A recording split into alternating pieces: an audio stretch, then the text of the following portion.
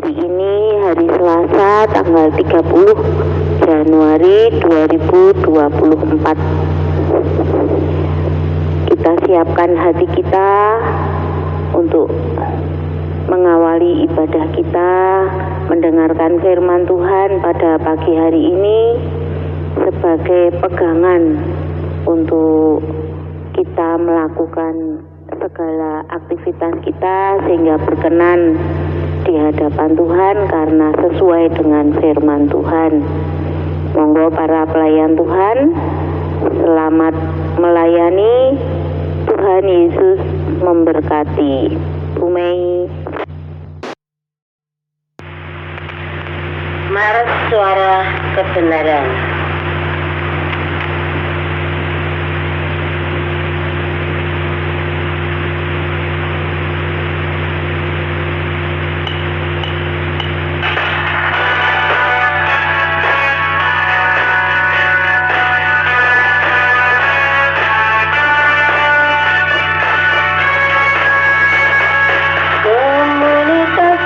Kebenaran mewakili 3 gereja, Katolik, Protestan, Karismatik, saling melayani. Marilah bangkit bersama, menyatakan kebenaran ilahi, menunaikan tugas mulia, memberitakan Injil bagi dunia, itulah amanat agung. Suara kebenaran lakukan panggilan, bersaksi memuji, melayani sesama, damai bagi semua.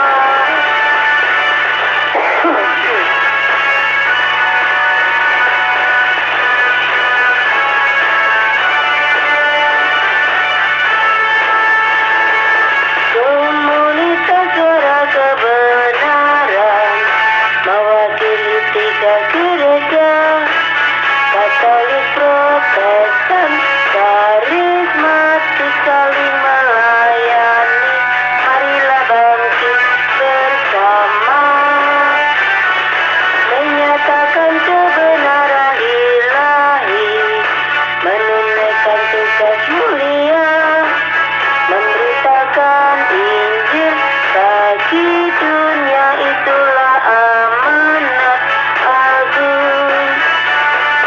Suara kebenaran lakukan panggilan, bersaksi memuji, melayani sesama, damai bagi semua. Damai bagi semua.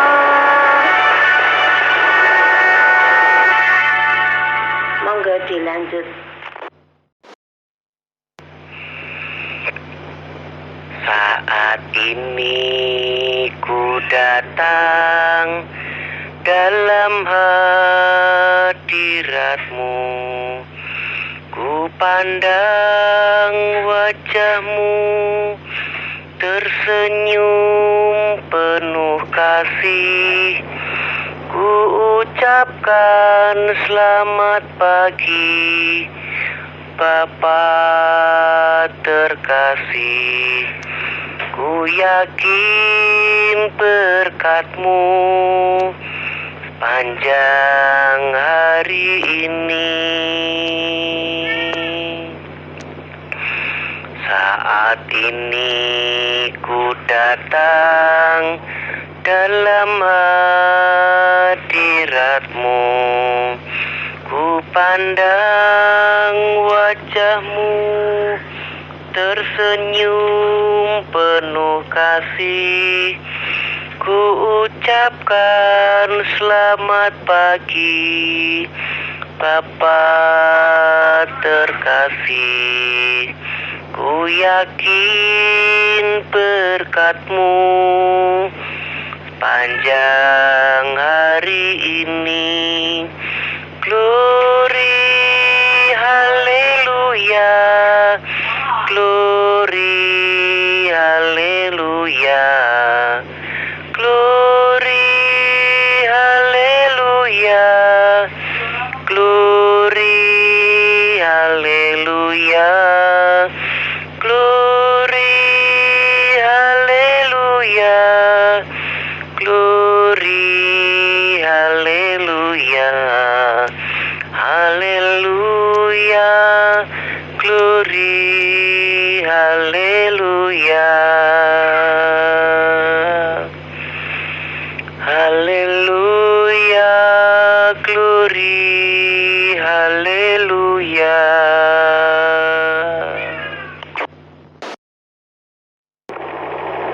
Haleluya Yesus. Glory, haleluya Yesus. Glory, haleluya Yesus. Terima kasih Tuhan Yesus. Pada pagi hari ini kami anak-anak-Mu rindu akan makanan-makanan rohani. Terima kasih Tuhan Yesus. Kami semalaman sudah dapat beristirahat dengan keluarga kami masing-masing Tuhan. Engkau setia menjagai kami. Engkau selalu memberkati kami. Terima kasih Tuhan Yesus. Pagi-pagi kami sudah dapat bangun pagi Tuhan. Semua itu karena anugerah-Mu Tuhan. Engkau masih memberi kami kesempatan Tuhan untuk memuji memuliakan nama-Mu. Terima kasih Tuhan Yesus. Terima kasih. Glory haleluya Yesus. Ampuni segala dosa kesalahan kami, baik yang kami sengaja maupun yang tidak kami sengaja. Tuhan Yesus, sebentar lagi kami anak-anak-Mu akan mendengarkan sabda firman-Mu Tuhan. Kiranya di dalam pelayanan kami semua Tuhan, Engkau putuskan, Engkau berkati kami semua, baik yang memuji, baik yang berdoa, baik yang membacakan sabda firman-Mu, baik yang berdoa syafaat, baik yang bahkan hamba-Mu Bapak Purwati yang akan menyampaikan sabda firman-Mu Tuhan. Berikan roh-roh hikmat di dalam pelayanan Bapak Purwati. Kiranya firman yang kami dengar nanti dapat menjadi rema dalam kehidupan kami, bekal kami di dalam keseharian kami beraktivitas. Terima kasih Tuhan Yesus. Terima kasih. Engkau sendiri yang berkata-kata melalui hamba-Mu Bapak Purwati yang akan menyampaikan. Berkati hamba-Mu yang mengendalikan net 1, net 2, Engkau juga berkati. Juga berkati saudara-saudara kami yang hanya mendengarkan,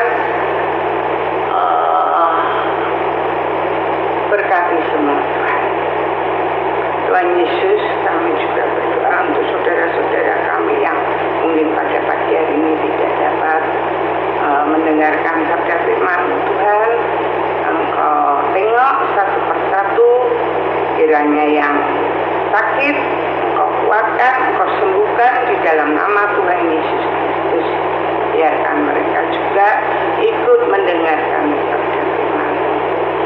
Dan kiranya yang lemah di dalam perekonomian, apapun pergumulannya Tuhan, Engkau sendiri yang lebih tahu, Engkau sendiri yang memberikan solusi. Terima kasih Tuhan Yesus, terima kasih. Engkau proteksi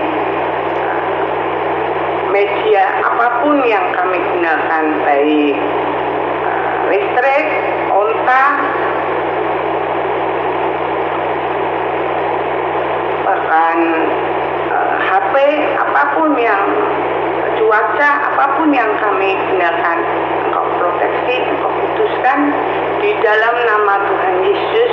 Engkau yang akan memimpin di dalam doa pagi hari ini. Doa ini kami naikkan datang di dalam nama Tuhan Yesus Kristus. Glory haleluya. Glory haleluya. Glory haleluya. Amin. Ku renungkan firman-Mu siang dan malam, ku pegang perintah-Mu dan ku lakukan. Engkau tahu ya Tuhan, tujuan hidupku hanyalah untuk menyenangkan hati-Mu. Aku mengasihi Engkau Yesus dengan segenap hatiku. Aku mengasihi Engkau Yesus dengan segenap jiwaku. Ku renungkan firman-Mu siang dan malam, ku pegang perintah-Mu dan ku lakukan. Engkau tahu ya Tuhan, tujuan hidupku hanyalah untuk menyenangkan hati-Mu. Ku renungkan firman-Mu siang dan malam, ku pegang perintah-Mu dan ku lakukan. Engkau tahu ya Tuhan, tujuan hidupku hanyalah untuk menyenangkan hati-Mu. Monggo dilanjut. Mari Bapak Ibu kita buka Alkitab kita sampai pembacaan firman Tuhan dari Wahyu pasal 7 akan saya baca berdua. Ada dua perikop ayat 1 sampai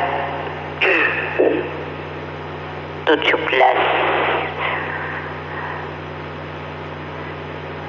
sama Pak Harjo. Demikian perikop pertama, orang-orang yang dimeteraikan dari bangsa Israel. Kemudian daripada itu aku melihat 4 malaikat berdiri pada keempat penjuru bumi, yang mereka menahan keempat penjuru bumi dan mereka menahan keempat angin bumi, supaya jangan ada angin bertiup di darat atau di laut atau di pohon-pohon. 2. Dan aku melihat seorang malaikat lain muncul dari tempat matahari terbit. Ia membawa meterai Allah yang hidup, dan ia berseru dengan suara nyaring kepada keempat malaikat yang ditugaskan untuk merusakkan bumi dan laut. Katanya, janganlah merusakkan bumi atau laut atau pohon-pohon sebelum kami memeteraikan hamba-hamba Allah yang kami pada dahi mereka. Dan aku mendengar jumlah mereka yang dimeteraikan itu 144.000 yang telah dimeteraikan dari semua suku keturunan Israel. 5. Dari suku Yehuda 12.000 yang dimeteraikan. Dari suku Robin 12.000, dari suku Gad 12.000, dari suku Aser 12.000, dari suku Natali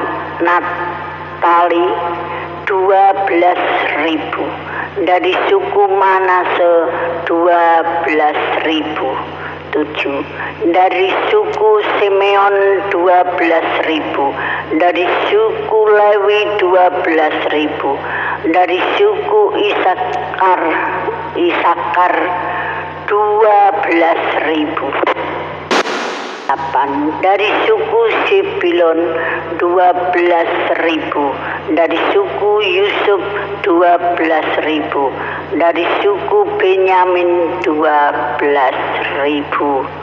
Semoga Pak Ar. Perikop yang kedua ayat 9 sampai ayat 17 dengan judul perikop orang banyak yang tidak terhitung banyaknya. 9. Kemudian daripada itu aku melihat sesungguhnya suatu kumpulan besar orang banyak yang tidak dapat terhitung banyaknya dari segala bangsa dan suku dan kaum dan bahasa berdiri di hadapan tahta dan di hadapan anak domba, memakai jubah putih dan memegang daun-daun palem di tangan mereka. 10. Dan dengan suara nyaring mereka berseru, keselamatan bagi Allah kami yang duduk di atas tahta dan bagi anak domba. 11. Dan semua malaikat berdiri mengelilingi tahta dan tua-tua dan keempat makhluk itu, mereka tersungkur di hadapan tahta itu dan menyembah Allah sambil berkata, Amin. Puji-pujian dan kemuliaan dan hikmat dan syukur dan hormat dan kekuasaan dan kekuatan bagi Allah kita sampai selama-lamanya. Amin. 13. Dan seorang dari antara tua-tua itu berkata kepadaku, siapakah mereka yang memakai jubah putih itu dan dari manakah mereka datang? 14. Maka kataku kepadanya, Tuanku, Tuhan mengetahuinya. Lalu ia berkata kepadaku, mereka ini adalah orang-orang yang keluar dari kesusahan yang besar, dan mereka telah mencuci jubah mereka dan membuatnya putih di dalam darah anak domba. 15. Karena itu mereka berdiri di hadapan tahta Allah dan melayani Dia siang malam di bait sucinya. Dan Ia yang duduk di atas tahta itu akan membentangkan kemahnya di atas mereka. 16. Mereka tidak akan menderita lapar dan dahaga lagi, dan matahari atau panas terik tidak akan menimpa mereka lagi. 17 yang terakhir, sebab anak domba yang di tengah-tengah tahta itu akan menggembalakan mereka dan akan menuntun mereka ke mata air kehidupan. Dan Allah akan menghapus segala air mata dari mata mereka. Amin. Sampai di sini jauh pembacaan firman Tuhan pada hari ini yang diambil dari Wahyu pasal 7 ayat 1 sampai 17 yang sudah kami baca berdua, saya dan Bu Sri. Berbahagialah Bapak Ibu yang sudah membaca firman Tuhan, dan yang lebih berbahagia adalah Bapak Ibu yang sudah membaca, merenungkan, dan melakukannya di dalam kehidupan sehari-hari.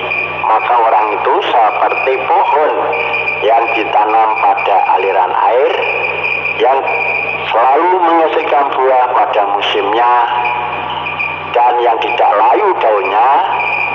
Segala sesuatu yang dilakukan akan berhasil. Amin. Monggo dilanjut.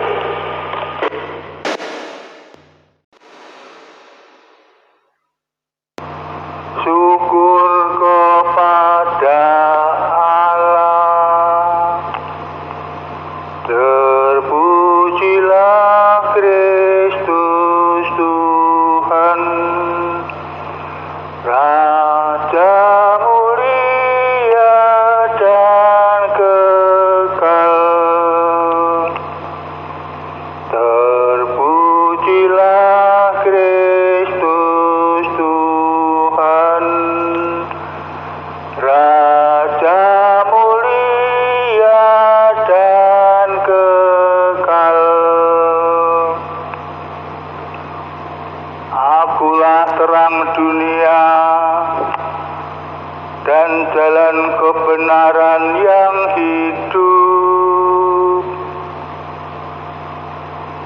Tiada seorang pun yang bersama Bapa di surga tanpa melalui aku.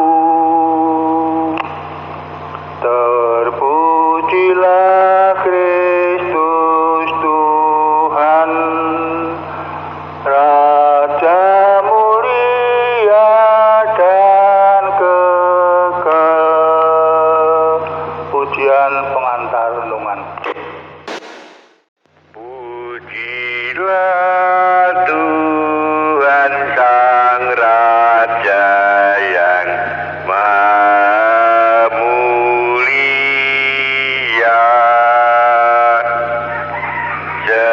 Segenap hati dan jiwaku pujilah Dia.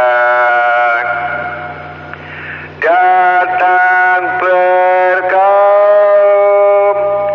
berilah musikmu bergaum,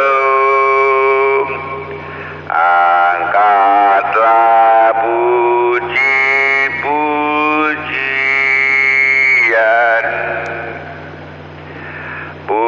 Pujilah Tuhan segala kuasa padanya.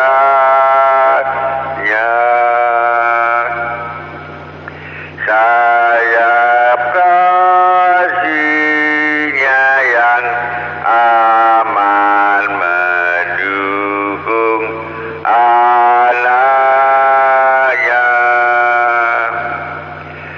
Tiada terperi yang kepadamu diberi.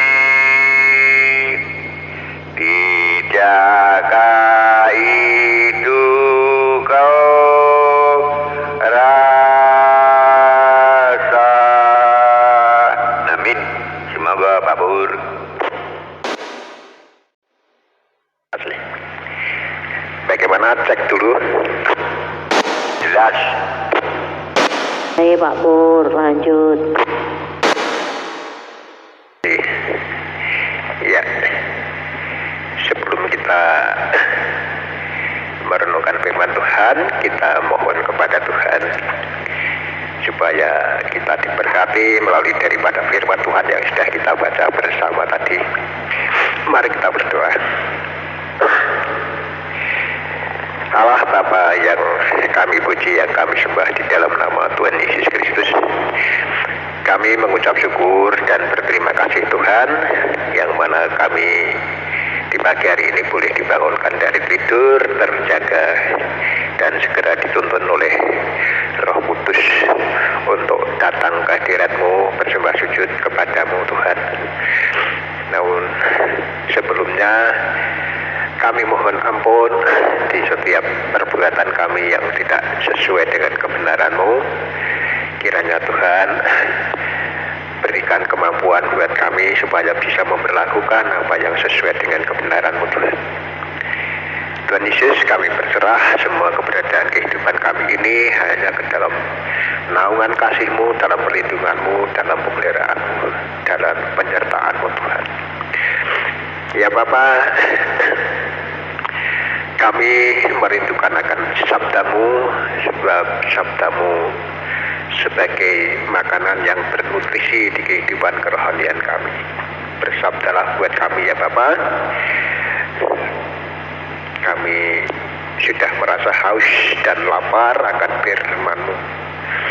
Tuhan, hamba berserah semuanya, saudara-saudara kami yang mana di pagi hari ini yang sedang mengadakan ibadah ini, Tuhan Yesus, Engkau berkati semuanya melalui daripada firman-Mu. Tuhan, hamba yang dipercayakan untuk menyampaikan firman-Mu, kiranya Tuhan Kau urapi lidah bibir hamba-Mu. Kiranya Engkau pakai hanya sebatas sebagai alat-Mu saja untuk menyuarakan akan kehendak-Mu, akan sabda-Mu, Tuhan. Hamba-Mu kiranya Engkau berikan roh pewahyuan, roh hikmat kebijakan, urapan yang daripada-Mu melalui Roh-Mu yang kudus, supaya apa yang tersuarakan betul-betul yang daripada-Mu, sabda-Mu yang akan Engkau sabdakan kepada kami semuanya di pagi hari ini. Namun Tuhan, bila mana ada kuasa-kuasa yang bukan daripada-Mu, yang semuanya datangnya dari pemicu iblis, setan, roh jahat dan segala pengaruhnya yang akan menghalangi kami untuk menikmati akan hidangan firman Tuhan ini, kami tolak, kami ikat, kami patahkan, kami hancurkan dalam nama Tuhan Yesus Kristus hingga jauh daripada kami, dan kami boleh leluasa untuk menikmati akan sabda Tuhan. Itulah harapan doa kami Tuhan di pagi hari ini. Untuk itu kiranya Engkau berkati semuanya, dan peralatan yang kami pergunakan ini juga dalam urapan Tuhan. Di dalam nama Tuhan Yesus Kristus kami berdoa dan bersyukur. Haleluya. Amin.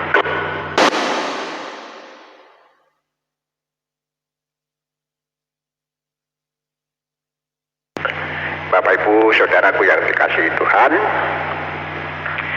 perenungan kita sudah sampai kepada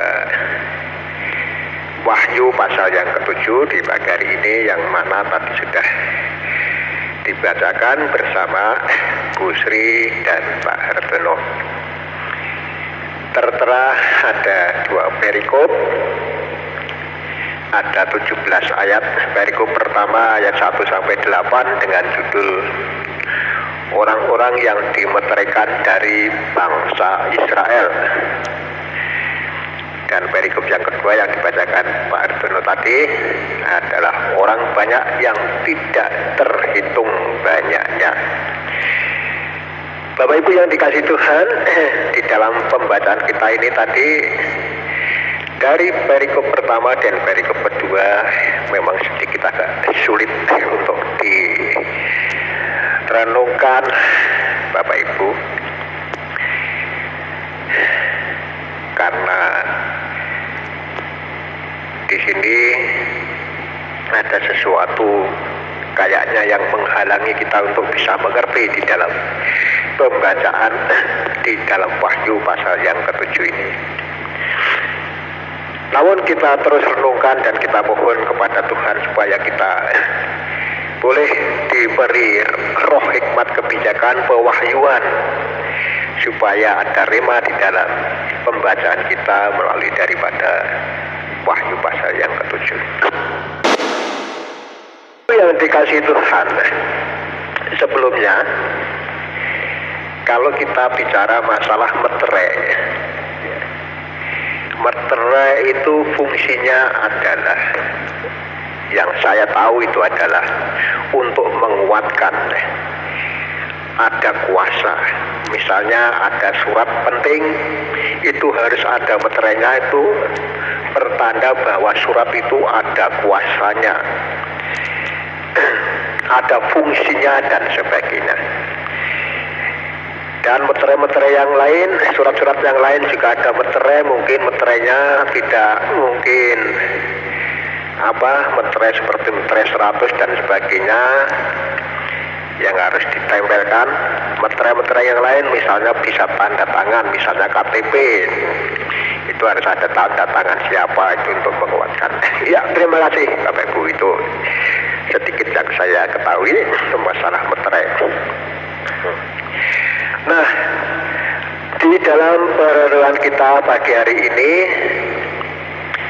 di dalam perikop yang pertama dari ayat 1 sampai 8, ini saya setelah membaca ini ada dua sesuatu yang harus kita pelajari. Yang pertama yaitu orang yang harus dihukum, dan yang kedua adalah orang yang terbebas dari hukuman.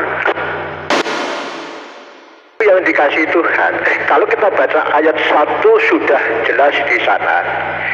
Kemudian daripada itu aku melihat 4 malaikat berdiri pada keempat penjuru bumi, dan mereka menahan keempat angin bumi supaya jangan ada angin bertiup di darat atau di laut atau di pohon-pohon. Saudaraku yang dikasihi Tuhan, ini adalah membicarakan orang-orang yang harus dihukum. Kalau kita baca di dalam Yehezkiel pasal yang ke-8, bagaimana akan keberadaan orang itu, sudah kalau kita baca satu pasal penuh daripada Yehezkiel pasal yang ke-8, itu adalah sudah banyak orang yang menjauhkan diri pada Tuhan dan melakukan sesuai dengan kehendaknya sendiri, sehingga yang namanya bait Allah itu tidak dihiraukan, apalagi kok menghiraukan Tuhannya. Selagi baitnya saja wis ora sah ibadah-ibadahan ya. Tetapi mempunyai pendapat yang lain, saudaraku, sudah berpaling daripada Allah ya. Sudah mendirikan apa yang di benak pikirannya, mendirikan patung berhala dan menyebut dewa siapa yang akan dipercaya, itu dewa ini, dewa itu dan sebagainya. Itu kalau membaca di dalam Yehezkiel pasal yang ke-8. Saudaraku yang dikasihi Tuhan, lalu kalau kita kaitkan dengan ayat 1 daripada Wahyu ini, maka orang-orang yang sedemikian ini akan didatangkan yang namanya angin dari keempat penjuru bumi ya. Penjuru bumi itu ada 4, mungkin ada utara, ada timur, ada selatan, ada barat. Saudaraku yang dikasih Tuhan, angin-angin ini supaya meniup di darat, yang mana supaya menserakkan daripada orang-orang yang sudah berbuat menjauh diri daripada Tuhan, orang-orang yang sudah melakukan sekehendaknya sendiri. Saudaraku yang dikasihi Tuhan,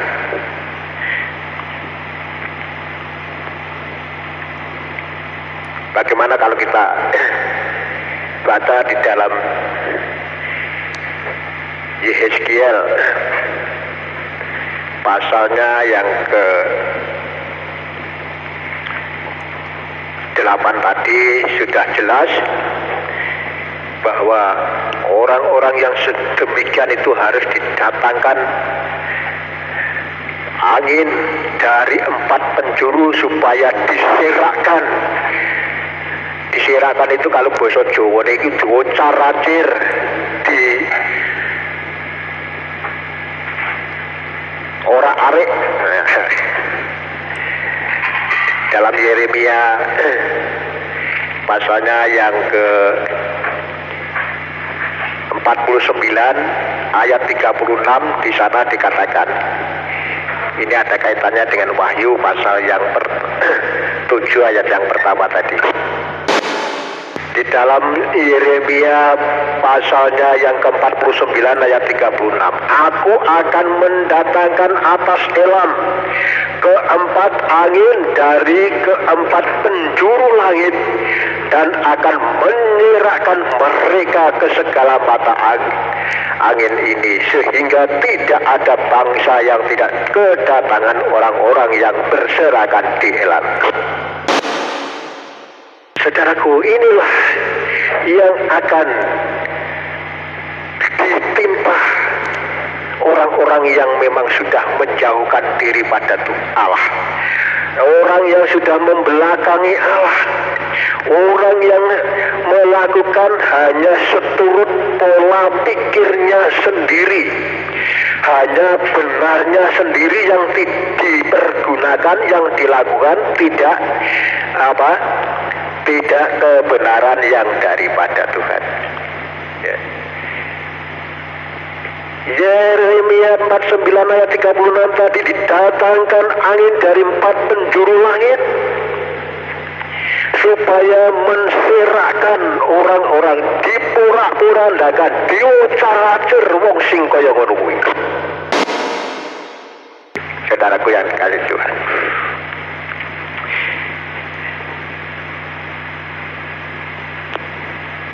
terus yang kedua tadi saya katakan bahwa orang-orang yang terbebas dari hukuman, siapakah diantaranya? Kalau kita baca dari ayat 3 dan 4 itu tadi bagaimana Wahyu pasal 6 ayat 3 dan 4 tadi, di sana dikatakan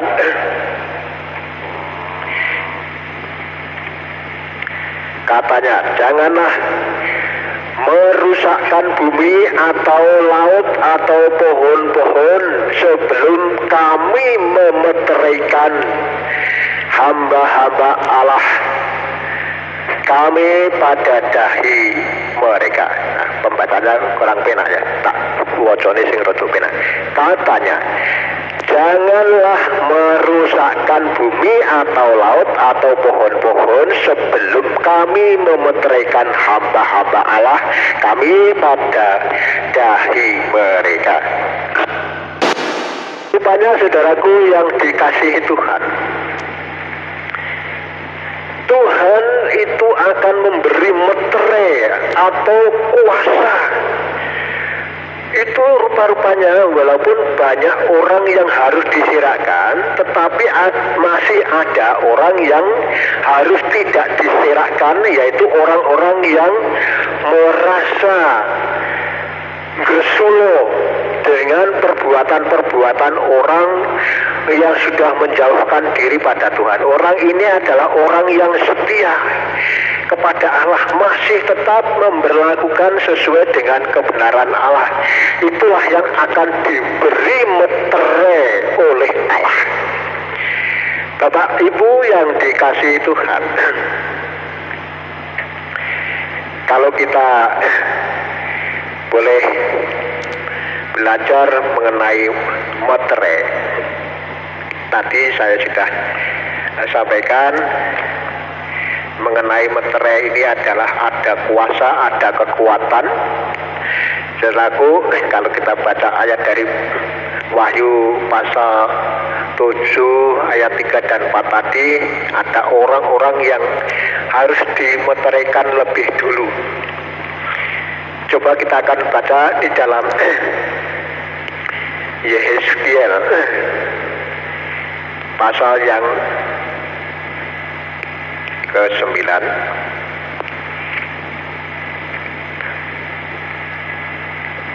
ayatnya yang keempat. Yehezkiel pasal yang ke-9 ayatnya yang keempat. Kita akan baca di sana. Orang-orang yang dimeteraikan, meterai apakah kiranya di sana? Saudaraku yang dikasih Tuhan,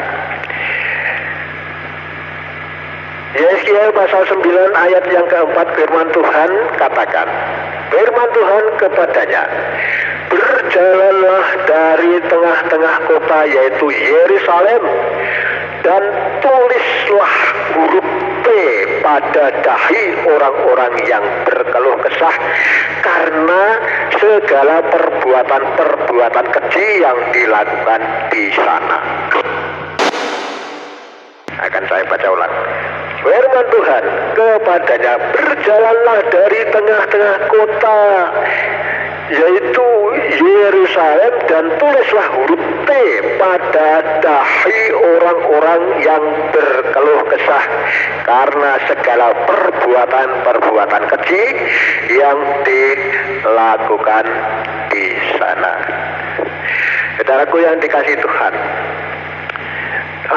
pada waktu penyirakan karena didatangkan angin dari 4 penjuru langit atau penjuru bumi, itu orang-orang yang sudah mempunyai meterai ya, di dalam dahinya atau di dahinya ada tulisan huruf T, itu suatu meterai. Angin yang didatangkan petugas-petugas yang akan mensirakkan orang-orang yang sudah membelakangi Tuhan itu tidak berkuasa untuk mensirakkan orang yang sudah diberi meterai huruf T di dahinya.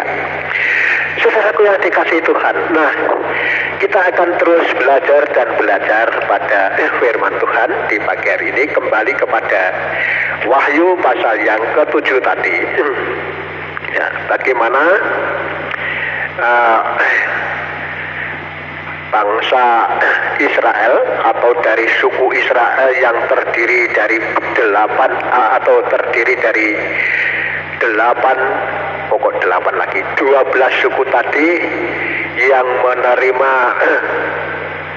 meterai, di antaranya adalah dari mulai suku Yehuda sampai yang terakhir suku yang ke-12. Itu berjumlah semuanya ada 140.000 orang yang termeterai. Tadi yang sudah dibaca oleh Ibu Sri.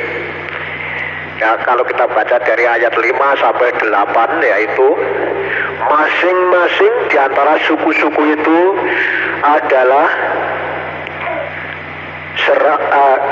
12.000 ya.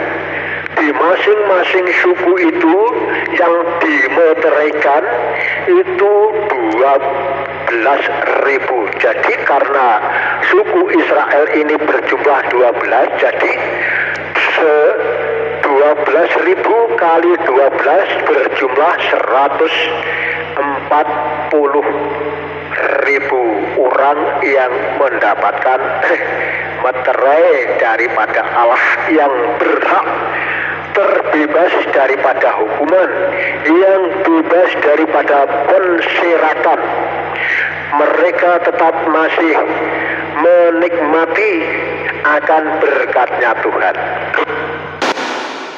Yang dikasihi Tuhan, sungguh indah.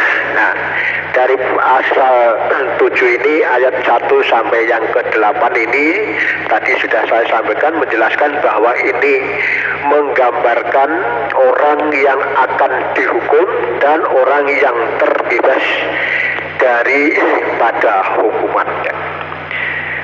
Saudaraku yang dikasihi Tuhan, nah, rupa-rupanya kalau kita sudah merenungkan dari pasal 7 ayat pertama sampai ke-8 ini, seolah-olah orang yang bisa masuk surga itu hanya berjumlah 140.000 orang. Betulkah demikian Bapak Ibu yang dikasihi Tuhan? Tidak, ya. Rupa-rupanya di surga itu tidak hanya berkapasitas 140.000 orang. Kapasitas surga itu tidak terhitung muatannya. Kalau kita sudah masuk ke dalam perikop yang kedua, yaitu mulai dari ayat yang ke-9 tadi dikatakan di sana yang sudah dibaca oleh Bapak Ardono tadi. Kemudian daripada itu aku melihat sesungguhnya suatu kumpulan besar orang banyak yang tidak dapat terhitung banyaknya dari segala bangsa dan suku, kaum dan bahasa berdiri di hadapan takhta dan di hadapan anak domba, memakai jubah putih dan memegang daun-daun palem di tangan mereka. Saudara-saudaraku yang dikasihi Tuhan, berbicara tentang keselamatan yang disediakan Allah, ya, itu tidak hanya untuk bangsa Israel dan beserta sukunya saja yang hanya sejumlah 140.000 orang. Tetapi rupa-rupanya Allah itu membuat tempat atau surga atau tempat keselamatan itu jumlahnya tidak sampai terhitung karena banyaknya. Bisa didatangi dari berbagai suku bangsa di dunia, bukan hanya daripada suku bangsa Israel saja, saudara. Suku bangsa Israel, orang Ambarawa, orang Man bagian, orang Ngandung, orang Uman bagian, wong Juwono, wong Solo Tigo, wong Solo Purwodadi, Semarang, orang Uman bagian. Karena ini tidak termasuk suku bangsa Israel. Jadi kalau kita baca di ayat yang ke-9 ini tadi, bisa memuat berbagai suku bangsa yang ada di dunia ini. Tapi orang-orang yang mendapatkan meterai daripada Allah. Meterainya apa, saudara? Kalau jelas tadi dibicarakan di depan, orang yang mendapatkan meterai itu adalah orang-orang yang tetap tinggal bersama Allah, yang sudah tidak membelakangi Allah, orang-orang yang tidak mendirikan kepercayaannya sendiri menurut kebenarannya sendiri, sehingga membuat ini dan itu dan disembah dan dipujikan dan menamakan dewa-dewa pujiannya selain daripada Allah. Dalam arti kata sudah berpaling daripada Allah hanya menurut kebenarannya sendiri. Padahal yang menerima meterai itu adalah orang-orang yang merasa kecewa terhadap mereka yang berbuat keji.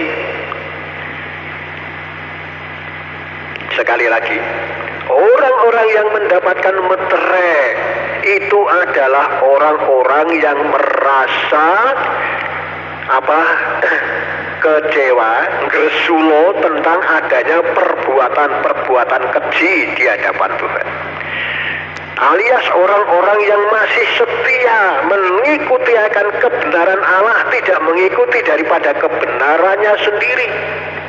Itu adalah yang akan mendapatkan meterai. Jadi tidak hanya sebatas 140.000 orang saja, termasuk daripada suku-suku bangsa dunia. Siapa yang tetap berpegang pada kebenaran Allah, itulah yang akan mendapatkan meterai dan yang berhak terbebas daripada hukuman. Saudaraku yang dikasihi Tuhan, sangat indah kalau kita belajar daripada firman Tuhan di dalam kitab Wahyu ini. Tadi kayaknya kalau kita baca sekilas itu agak sulit untuk dicerna daripada perenungan kita di pagi hari ini. Tetapi setelah kita baca dan kita renungkan, kita baca ulang, kita mendapatkan yang terindah, saudaraku yang dikasihi Tuhan. Jadi rupa-rupanya Allah itu tidak terbatas membuat tempat orang yang harus terbebas daripada hukuman itu luas, kapasitasnya tidak terhitungkan karena banyak jumlahnya.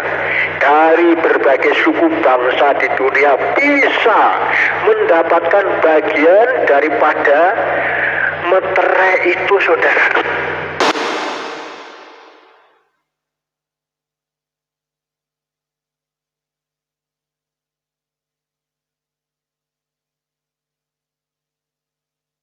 Orang yang termeterai di dalam dahinya.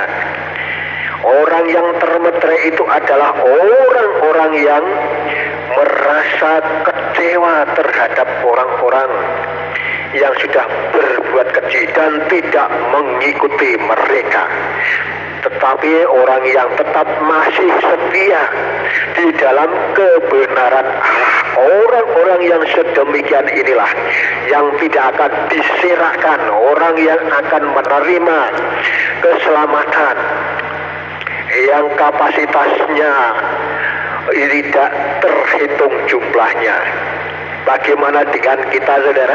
Apakah kita termasuk orang yang mendapatkan meterai yang berhak terbebas daripada hukuman? Ya. Tinggal kita bagaimana akan merespon akan kebenaran Tuhan itu. Apakah kita bisa memperlakukan yang sesuai dengan kebenaran firman Tuhan, atau kita itu masih seperti orang-orang yang menjauhkan diri daripada Allah, yang hanya seturut dengan pola pikirnya sendiri. Kebiasaannya saya sering berdoa bahwa supaya kita diluputkan tidak menurut pola pikir kita sendiri. Karena kalau menurut pola pikir kita sendiri itu sering tergelincir sehingga jatuh ke dalam penderitaan, saudaraku. Orang yang hanya menuruti dari pola pikirnya sendiri itu akan dihukum atau jatuh ke dalam penderitaan. Mungkin bisa penderitaan hati, batin, pikiran, dan sebagainya. Saudaraku yang dikasihi Tuhan, kalau kita sudah belajar daripada firman Tuhan, mari kita introspeksi diri, atau kita bisa melihat sikap kehidupan kita sehari-hari bagaimana. Apakah kita itu bisa membuktikan bahwa kita itu sudah mempunyai meterai yang daripada Allah, sudah diberikan meterai daripada Allah, atau kita itu masih tetap orang seperti orang-orang yang harus diserahkan, yaitu orang-orang yang masih mengikuti gaya pikirnya sendiri, tidak seturut dengan kebenaran Allah. Yang dikasihi Tuhan, mari kita renungkan daripada firman Tuhan di pagi hari ini. Nah, untuk kesimpulannya, saudaraku yang dikasihi Tuhan, dalam perenungan kita, yang pertama, orang-orang yang mempunyai meterai itu adalah orang-orang yang betul-betul bisa merubah sikap hidupnya seturut dengan kebenarannya, dalam arti yang sudah meninggalkan pola pikirnya sendiri, tetapi setiap apa yang dilakukan itu adalah yang seturut dengan kebenaran daripada firman Tuhan, tidak seturut dengan akal pikirnya sendiri. Apa-apa yang dilakukan itu sebelumnya minta izin atau berdoa memohon tuntunan daripada Tuhan. Yang pertama, mempunyai meterai tulisan di dalam hidupnya. Ya, kalau kita baca di dalam 2 Korintus, nah ini dulu ya sering saya sampaikan. Di dalam 2 Korintus pasal yang ketiga ayat 2 dan 3. Coba kita baca ulang supaya tidak lupa. Di dalam 2 Korintus pasal yang ketiga ayatnya yang kedua dan ketiga, mari kita akan baca di sana. Demikian bunyi firman Tuhan. Kamu adalah surat pujian kami yang tertulis dalam hati kami dan yang dikenal dan yang dapat dibaca oleh semua orang.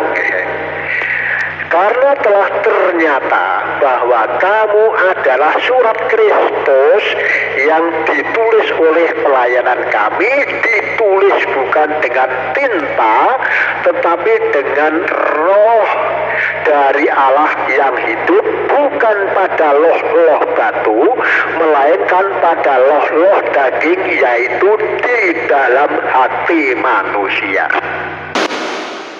Saudaraku yang dikasih Tuhan, orang-orang yang sudah mendapatkan meterai daripada Tuhan itu ada tulisan di dalam hidupnya. Kalau orang-orang yang dibebaskan dari angin itu diberi tanda huruf P di dahinya, sekarang ya kita akan renungkan di dalam diri kita, apakah kita ada meterai T dalam arti kebenaran atau surat Kristus yang ada di dalam diri kita. Walaupun diri kita itu tidak secara langsung kita ditulisi di dahi kita huruf T atau sebagainya, tetapi setiap saat kita itu dibaca orang. Setelah mengikut Kristus, adakah tulisan Kristus, kasih Kristus, mengasihi Kristus, melakukan kebenaran di dalam sikap hidup kita sehari-hari atau tidak? Itu adalah meterainya, saudara. Meterai yang ada di dalam diri kita itu adalah kalau kita bisa memperlakukan yang sesuai dengan kebenaran Allah. Karena kebenaran Allah itu ditulis bukan pada loh batu, tetapi loh daging, yaitu di dalam hati manusia. Hati kita ditulisi Kristus. Itu kalau kita bisa betul-betul memperlakukan yang sesuai dengan firman Tuhan. Ada perubahan hidup, saudara. Ada perubahan hidup, itulah yang dari dulu berbuat menjauhi Tuhan, sekarang mendekat kepada Allah. Yang dulu berbuat dosa, yang sekarang meninggalkan dosa, itu adalah meterainya, saudara. Nah, ini bisa dibaca setiap orang menurut sikap kehidupan kita, bahwa kita itu akan memancarkan atau apa ya istilahnya ya,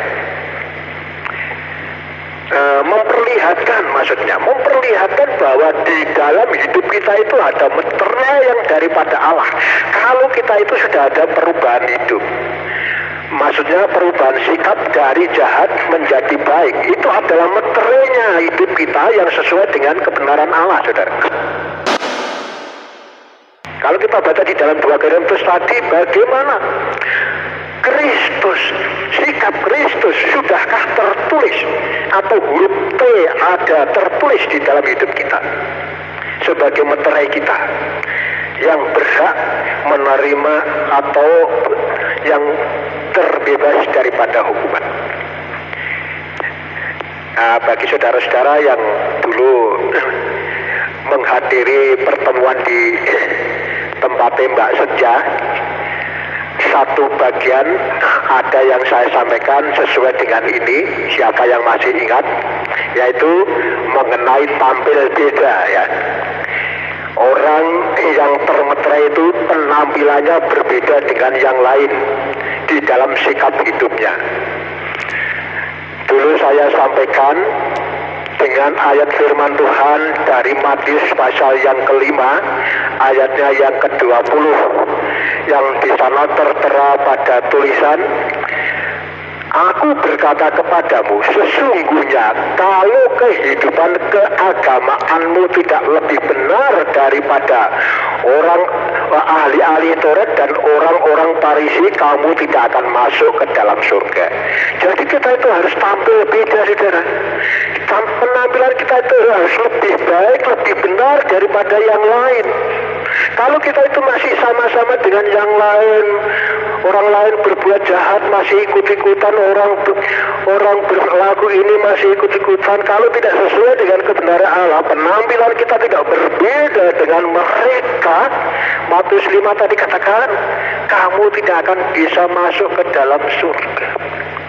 Ini yang dulu pernah saya sampaikan juga, sebagian dari pertemuan di Ambarawa di tempatnya Mbak Senja. Kalau siapa yang dulu ikut, kalau masih ingat ya. Jadi kita harus mempunyai penampilan yang berbeda dengan yang lain. Itu adalah tandanya, metode yang ada di dalam hidup kita. Ini yang pertama. Dan yang kedua, mohon maaf sedikit agak panjang penyampaian pagi hari ini, saudara. Yang kedua, yaitu tadi adalah yang mempunyai perubahan sikap hidup tadi.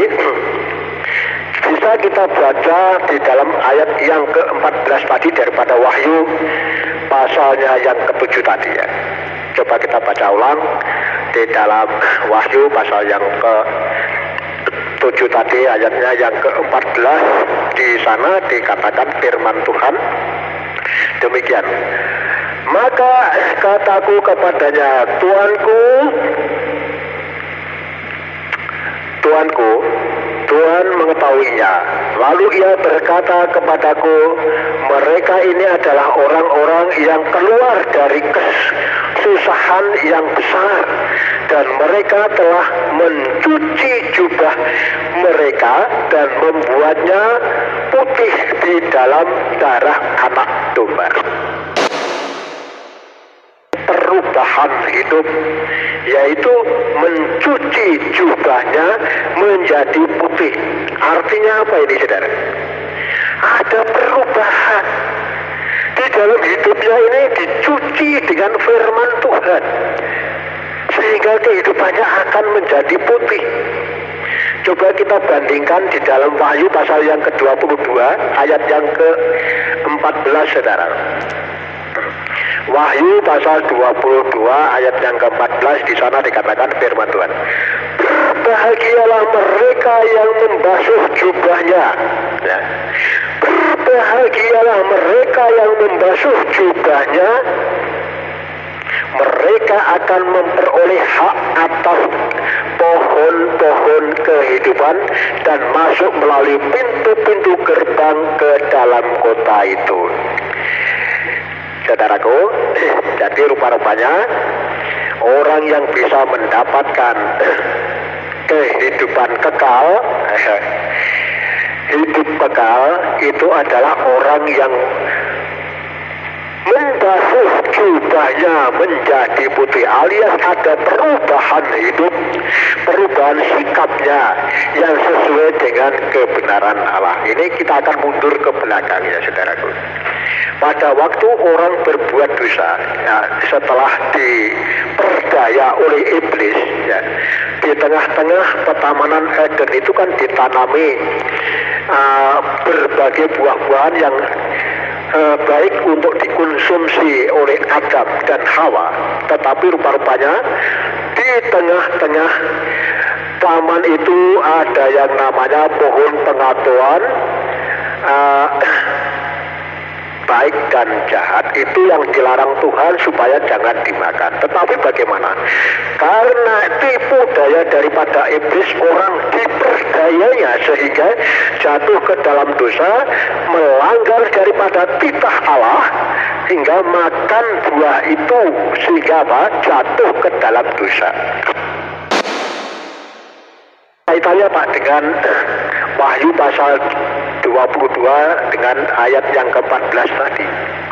Sebetulnya di tengah-tengah Taman Eden itu tidak hanya tanaman yang namanya pengetahuan baik dan jahat. Di situ juga ada yang namanya tanaman atau pohon kehidupan. Sebetulnya saudaraku, di tengah-tengah Taman Eden ini ada yang tadi sudah saya sampaikan, pohon pengetahuan baik dan jahat dan pohon kehidupan.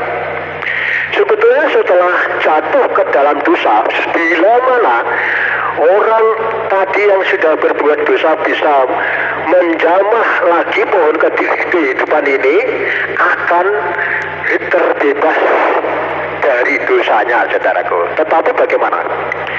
Tuhan mengusirnya supaya tidak bisa menggapai akan pohon kehidupan itu. Supaya apa?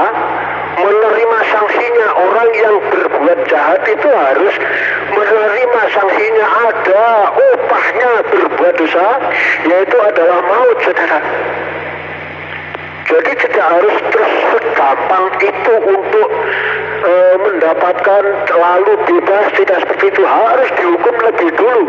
Rupa-rupanya orang yang di dunia ini adalah sebetulnya karena bumi terkutuk oleh karena ulah dosa itu. Dan itu harus dirasakan. Kalau kita baca di kitab Kejadian pasal yang ketiga ayat 22, di sana dikatakan firman Tuhan. Berfirmanlah Tuhan Allah, sesungguhnya manusia itu telah menjadi seperti salah satu dari kita, tahu tentang yang baik dan yang jahat.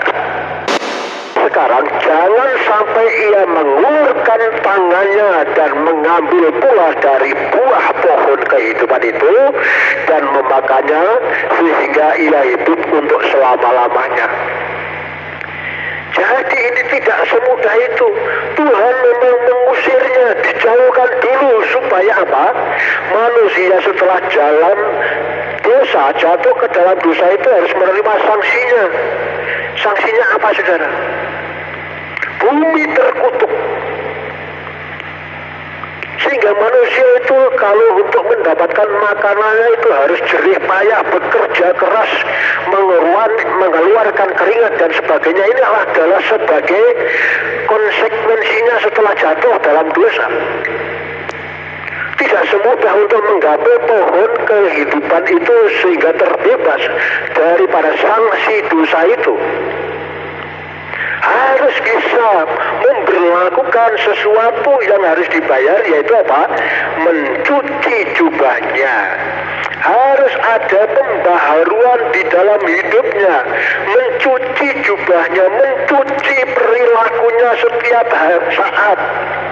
Harus diubah mengikuti akan kebenaran firman Tuhan.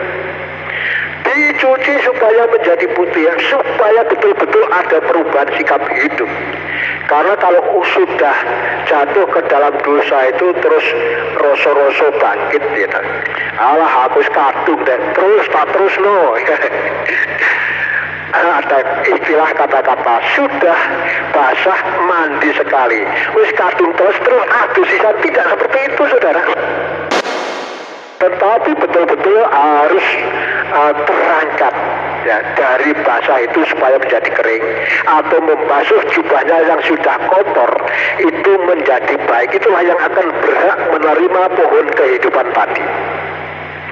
Itulah yang kedua, saudara. Jadi harus ada perubahan hidup, ada perbedaan daripada sikap hidup daripada yang lain.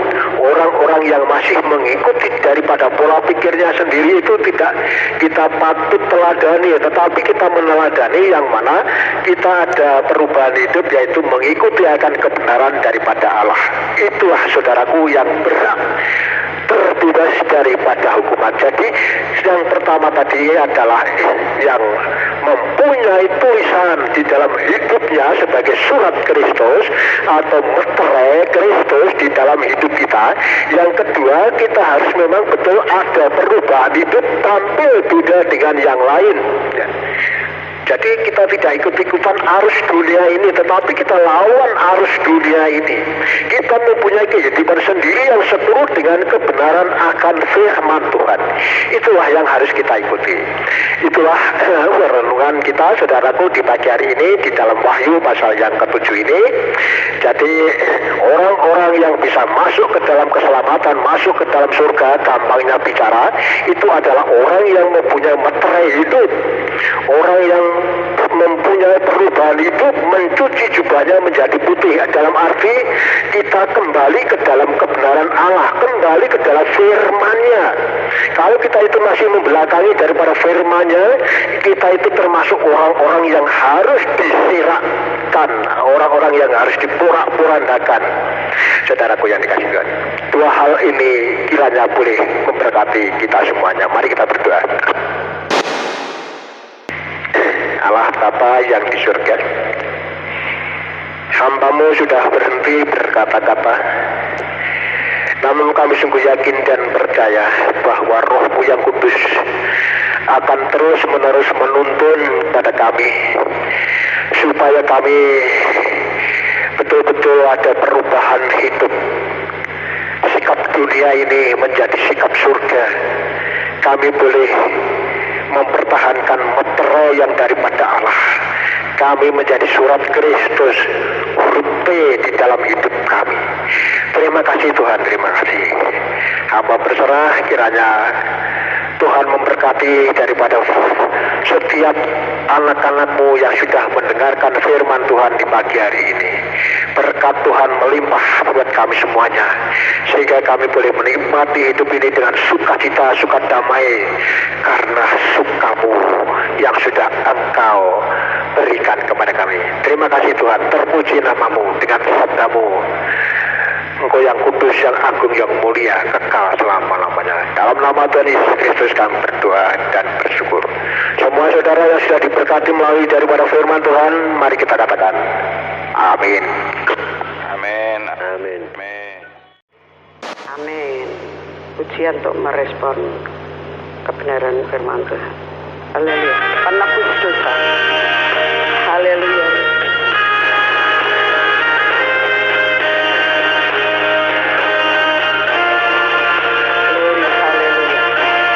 Kau datang